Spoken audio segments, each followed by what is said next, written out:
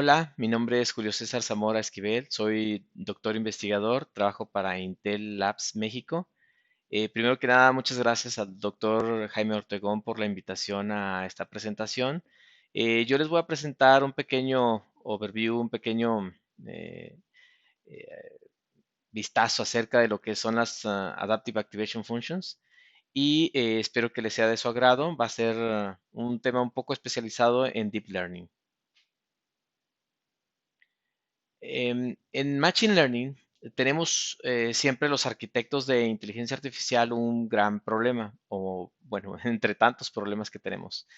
Eh, Esos problemas consisten, por ejemplo, en seleccionar cuál es la mejor función de activación. Tenemos entre las opciones ReLU, sigmoide, tangente hiperbólica. Siempre es un interrogante cuál de todas vamos a seleccionar. Otras preguntas es si vamos a seleccionar max pooling o average pooling, si vamos a seleccionar con qué learning rate podemos entrenar, cuántas neuronas poner en cada capa, qué tamaño poner los kernels. Todas esas interrogantes, todas esas preguntas nos hemos hecho como investigadores y hemos estado creando tecnología para tratar de resolver esas dudas, tratar de contestar esas preguntas, hacer que la red neuronal se entrene sola y aprenda qué es lo que más le conviene. Entonces, entre las partes de tecnología que hemos creado son las Adaptive Activation Function, los Adaptive Kernels, el Region Pooling Learning, Fractional Filters, Mitosin Learning y Dynamic Learning Rate. Eh, por cuestiones de tiempo, hoy solamente me enfocaré en explicarles lo que son las funciones de adaptivas. Pero antes de empezar, a mí me gustaría hacerles una pregunta. Eh, Cuando nosotros estamos en la universidad, como ustedes muchachos ahorita, ya les habrán mostrado la primera derivada, la segunda derivada, la tercera derivada y así sucesivamente, ¿no? Pero mi pregunta para ustedes es, ¿se puede calcular la 1.5 derivada o la 0.5 derivada? O sea, ¿se puede calcular una derivada fraccional de una función? La respuesta, muchachos, es sí, sí se puede y eso se llama fractional calculus. ¿En qué consiste? Les voy a explicar brevemente. Cuando yo tengo una función, vamos a proponer la función muy básica como x a la k, y yo calculo la primera derivada, tengo k por x por k a la menos 1. Cuando yo saco la segunda derivada, me queda esta expresión, y la aésima derivada tengo esta expresión. Si yo quisiera poner una fórmula general, tendría una expresión como esta. El problema es que ahí tenemos el factorial de k y el factorial de k menos a. Como nosotros sabemos, si queremos calcular una derivada fraccional, entonces tendría que ser a una fracción y por lo tanto tendría que calcular la derivada de una fracción. Entonces, como el factorial no me lo permite, tenemos que buscar otras alternativas. ¿Cómo calcular el factorial de una fracción, por ejemplo? Entonces, lo que vamos a hacer ahora es estudiar la función gamma. Como pueden ver, muchachos, la función gamma, aquí tenemos función gamma de z, tiene esta definición. La, def- la definición de gamma me permite que para números enteros se comporta como un factorial, pero también me permite calcular como quien dice el factorial de un número fraccional. Esta es su forma que tiene la ecuación. Como pueden ustedes ver, entonces la derivada fraccional aquí que tenemos en esta parte, ya la puedo yo transformar a una, en lugar de tener factoriales, tengo ahora puras gamas, entonces ya puedo yo calcular la función de la derivada fraccional de este pequeño polinomio, en este caso este pequeño monomio. Eso va a ser muy útil para lo que sigue, por eso quería explicárselos primero cómo es la derivada fraccional. Pueden ustedes entender más si estudian más acerca de cálculo fraccional. Lo que tenemos aquí, muchachos, es todas las funciones de activación que existen actualmente en, eh, en la literatura. Como pueden ver, cada año se agregan más y más funciones de activación. Esas son algunas de ellas y el año que entra va a haber más, seguramente. Entre las más populares, pues se encuentran la tangente hiperbólica, la sigmoide, la ReLU, la liquirrelo, entre otras. Entonces, ustedes van a poder ver cómo nosotros vamos a empezar a estudiar cómo se comportan esas funciones de activación. Lo que nosotros hemos hecho es agrupar esas funciones de activación.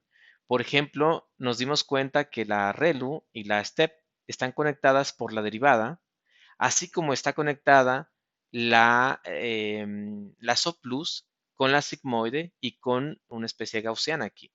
Entonces, ellas guardan una relación entre sí y nosotros podemos crear familias. Esas familias se agrupan basándonos en que están relacionadas con la derivada. También tenemos por otro lado el Benta Identity, que está relacionada con el Disru y que está relacionada con una función tipo gaussiana. Como pueden ver, ellas tienen muchas similitudes entre sí. Y tú puedes proponer una función de activación tú mismo si guarda estas proporciones. Otras familias, por ejemplo, tenemos el logaritmo del coseno hiperbólico, que da la tangente hiperbólica, muy utilizada en Machine Learning, y que también da el Gauss, el secante cuadrada, hiperbólico cuadrado, que se puede ver que es como un gaussiano. También por otro lado tenemos esta función que da el tangente hiperbólico, perdón, el arco tangente, y una función también parecida al gaussiano. O sea, todas guardan esas tres reglas. Una vez que hemos agrupado todas y podemos continuar agrupando muchas más, por ejemplo, aquí tenemos el seno hiperbólico, cómo funciona también con otras tres, y también tenemos la función Swiss. Podemos seguir agrupando todas ellas, pero lo que quiero mostrarles es que si tomamos una, por ejemplo, la ReLU, que tendría esta forma, un solo X, ¿se acuerdan que al principio les expliqué cómo derivar X a la K?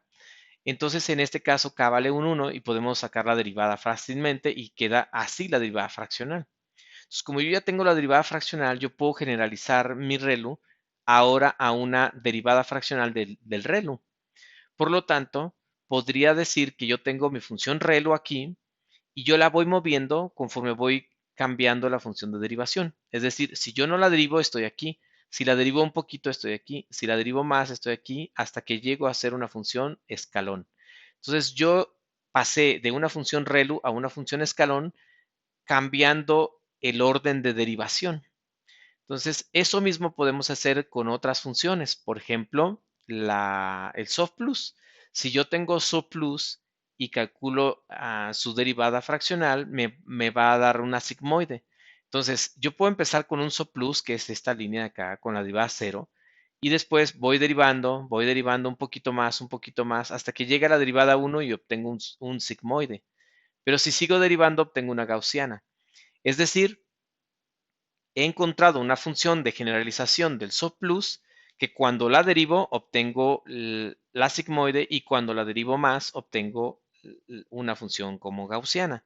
Pero lo bonito es que he generado una familia completa que solamente dependen de un parámetro, que es el orden de derivación. Cuando yo cambio ese parámetro, entonces estoy moviéndome entre la familia de funciones de activación. Entonces tengo todas en lugar de solo tener una. Ya no tengo que elegir si quiero SOPLUS o si quiero sigmoide. Ella sola va a poder elegir. ¿Cómo? Bueno, pues entrenando durante el tiempo de entrenamiento.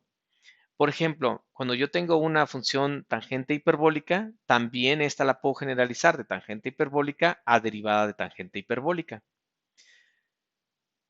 Si yo tengo una función generalizada de logaritmo de coseno hiperbólico, también me va a dar tangente hiperbólica cuando se necesite y me va a dar una función gaussiana cuando se necesite. Lo mismo pasa con la Swiss generalizada, como ven ahí. Entonces, ¿qué hemos logrado? Bueno, hemos logrado que dentro de una familia de funciones, cambiando el orden de derivación, yo puedo obtener todas las otras funciones de activación. ¿En qué consiste esto? Bueno, ahora estoy cambiando el cómo se entrena una neurona. Tradicionalmente una neurona tiene un montón de entradas, como ven aquí, X1, X2, X3, y esas entradas se multiplican por unos pesos. Tradicionalmente nosotros cuando entrenamos una red neuronal lo que hacemos es ajustar estos pesos con una regla como el gradiente descendente. Nosotros hemos agregado un parámetro extra que es el orden de derivación, este. Y también entonces estamos ajustando la función de activación, no solo las entradas, sino que también nuestra función de activación. Y aquí tenemos nuestra función nueva, nuestro training rule o nuestra función de activación. Esto nos va a permitir que ella sola elija una de todas las funciones de activación. Aquí tenemos nuestra nueva ReLU o nuestra nueva ReLU generalizada, ¿se acuerdan? Esta es nuestra nueva ecuación y como podemos ver ahora, yo voy a sacar una regla de entrenamiento. ¿Cómo? Siguiendo gradiente descendente, derivando con respecto al orden de derivación. Entonces, para derivar con respecto al orden de derivación, esta es una variable más y aquí la podemos meter. Entonces, tenemos esta nueva expresión. Belleza o no, pero nosotros podemos factorizar estos términos y nos vuelve a quedar la misma entrada que teníamos si extraemos esta parte de acá. Entonces podemos ver que la derivada también está en función de la entrada. Pero también la derivada tiene aquí una división que es la función di gamma y de este lado tenemos un logaritmo. Entonces queda tan simple como la función di gamma menos la función logarítmica. Y de esta forma podemos calcular nosotros nuestro gradiente de entrenamiento para que la función se ajuste sola durante el entrenamiento.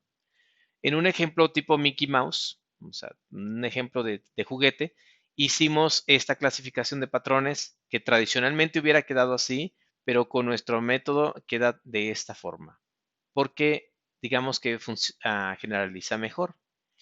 Tenemos por otro lado que si empezamos todas las funciones en uno, ellas se quedan en uno algunas, pero otras bajan a ser plus. Si empezamos todo en plus, ellas de todas formas voltean a ser sigmoide. Es decir, ellas eligieron qué querían ser en lugar de que nosotros lo hubiéramos especificado manualmente. Como resultados, hemos explorado en diferentes bases de datos como MNIST y CIFAR-10. Pueden ver más resultados en nuestro paper en ICCB. Les voy a dejar el link al final.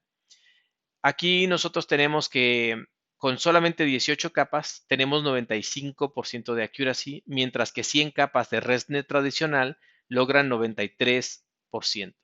Quiere decir que utilizando nuestra función de activación, nuestra función de activación adaptiva, podemos obtener un 2% más de accuracy. Pero esto se refleja en que este accuracy de 95 de hecho equivale a 1000 capas de ResNet. Es decir, que hemos logrado con 18 capas lo que tradicionalmente se logra con 1000 capas de ResNet. Esto significa una compresión en cuanto a la cantidad de pesos y en cuanto a la complejidad de la red bastante grande. Y esa es una de las ventajas más importantes que tenemos con la función de activación adaptiva. Aquí podemos ver cómo empezamos en forma aleatoria y terminan todas distribuidas en todo el espectro. Es decir, que no todas tienden a ser ReLU, no todas tienden a ser sigmoide, sino que la solución está esparcida entre todo el rango. Cuando nosotros las forzamos a iniciar en un valor como el 0, todas se vuelven a esparcir entre todo el rango. O sea, la mejor solución está, de hecho, cuando tú las colocas en todo el rango. Para generalizar aún más, nosotros nos dimos cuenta que de la sigmoide tú tienes una primitiva que es el SOplus, en este caso tiene esta forma. Pero también tenemos la tangente hiperbólica, pero si tú te fijas en su primitiva, tiene esta forma.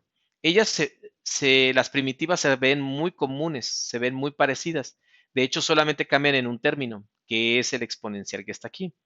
Si nosotros agregamos un nuevo parámetro, podremos decirle que cuando este sea 0, se va a comportar como un SOplus, pero cuando este sea un 1, se comportará como un logaritmo de un coseno hiperbólico, lo cual es la primitiva tangente hiperbólico. Haciendo esto, muchachos, tenemos nosotros toda la parametrización. 0, 0, un SOplus. 1, 0, un sigmoide. En este rango, un liquirrelo. En 1, 1, un tangente hiperbólica. En este rango, una gaussiana. Y si cambias B en la gaussiana, tienes diferentes funciones de distribución. Las demás funciones de activación también quedan en medio de esta familia. Bueno, pues sin más por el momento, me despido agradeciendo mucho su atención y que tengan un feliz día.